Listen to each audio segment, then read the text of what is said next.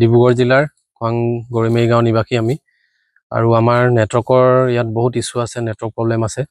আমি মানে আপোনাৰ ফোন কৰিবলৈও অসুবিধা আৰু কিবা আমি অনলাইন যদি কিবা কোচিং লওঁ বুলি ভাবোঁ তেতিয়াও আমাৰ বহুত অসুবিধাৰ সন্মুখীন হ'বলগীয়া হয়।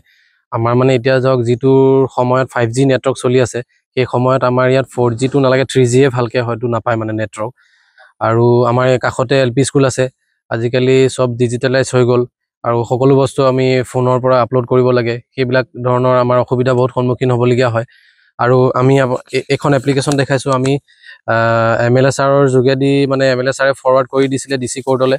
আমি তেখেতলোকৰ লগতো যোগাযোগ কৰিলোঁ, কিন্তু তেখেতলোকৰ ফালৰ পৰা একো মানে পদক্ষেপ লোৱা নেদেখিলোঁ। হয়, গছত উঠি কথা পাতিবলগীয়া হৈছে মানে আমি তলতটোতো নেটৱৰ্ক নাপাওঁৱে। ইমাৰ্জেঞ্চি কোনোবাই যদি ফোন এটা কৰে আমি হয় গছৰ ওপৰত উঠিবলগীয়া হয়, নহ'লে মথাউৰি একেবাৰে ওপৰলৈ যাবলগীয়া হয়। তথাপিও আপোনালোকে দেখিছে ভালকৈ শুনি নাপাওঁ কথাবোৰ। কোম্পানীসমূহলৈ এইটোৱে অনুৰোধ যে চৰকাৰেতো এতিয়া কৈ থাকে ধৰক সাৰ্বজনীন উন্নয়নৰ কথা কৈ থাকে। তো সাৰ্বজনীন উন্নয়নত মই ভাবোঁ এইটো এটা কাম হ'ব যদি চৰকাৰে আমাৰ ল'ৰাখিনিলৈ কৰি দিয়ে। কাৰণ আগন্তুক বহুতো নিযুক্তি পৰীক্ষা আহি আছে। নিযুক্তি পৰীক্ষাৰসমূহ মানে অফলাইন কোচিং ল'বৰ কাৰণে আমাৰ ইয়াত কোনো সুবিধা নাই, আমাৰ খোৱাঙত বা মৰাণতো তেনেকুৱা ধৰণৰ নাই। এতিয়া ধৰক আমাৰ গাঁৱৰ মানে মানুহবোৰ ইমানো উন্নত নহয় যে আমি বাহিৰত ক'ৰবাত থাকি পেলাই মানে কোচিং এটা ল'ব পাৰিম। তো অনলাইনত কিছুমান বস্তু প্ৰভাইড কৰা হয়, সেই বস্তুবোৰ চাই পেলাই প্ৰিপেৰেশ্যন কৰিবলৈও আমাৰ মানে কোনো সুবিধা নাই। আৰু আজিকালিতো কলেজবিলাকতো বহুতো মানে অনলাইনতে কাম হয়, তো সেইবোৰ কৰিবলৈও আমাৰ ঘৰত মানে কোনো ফালৰ পৰা সুবিধা নহয়। ডিজিটেল ইণ্ডিয়াক লৈ মানে কি ক'ম, ডিজিটেল ইণ্ডিয়াৰটো এইটো আমাৰ এইটো দেখিছে নমুনা।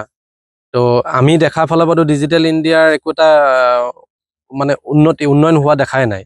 তো মই মোৰ ঘৰখনৰ মোৰ ঠাইডোখৰে যদি উন্নয়ন নেদেখোঁ তেতিয়াহ'লে মই কেনেকৈ ডিজিটেল ইণ্ডিয়া বুলি ক'ম। আমাৰ গাঁওখনৰ নাম খোৱাং গৰিমেই গাঁও। ইয়াত মানে বহুতখিনি নেটৱৰ্কৰ প্ৰব্লেম হয়। আমাৰ পঢ়া শুনা ল'ৰা ছোৱালী আছে, সিহঁতি নেটত কিছুমান ক্লাছ কৰিবলগীয়া হয়, আমি অনলাইন ক্লাছ কৰিবলগীয়া হয়, তেতিয়াও অসুবিধা হয়। স্কুলবোৰতো মানে কি এইবোৰ মানে অনলাইনত কিছুমান হেৰি দিবলগীয়া হয়, তেতিয়াও অসুবিধা হয়। নেটৱৰ্কৰ কাৰণে ল'ৰা ছোৱালী বহুত অসুবিধা। ল'ৰাবোৰ মানে কি বাহিৰলৈ ওলাই আহিব পাৰে, গধূলি হ'লে কিবা এটা নেটত চাওঁ বুলি ক'লে ছোৱালী এজনীটো কেতিয়াতো বাহিৰত বা আলিলৈ উলিয়াই পঠিয়াব নোৱাৰি।